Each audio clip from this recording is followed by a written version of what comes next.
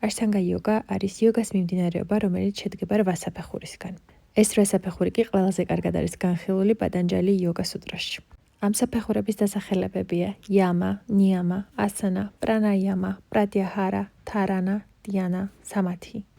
ასანა, რომელიც ამ 8 საფეხურიდან არის მესამე, არის ფიზიკური ვარჯიშები.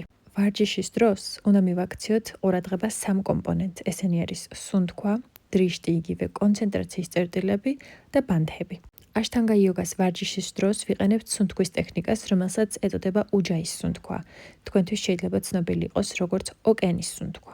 ხოლო დრიშტი არის მზერის კონკრეტული წერტილი, რომელიც იოგას პოზების შესრულებისას კონცენტრაციის შენარჩუნებას ემსახურება.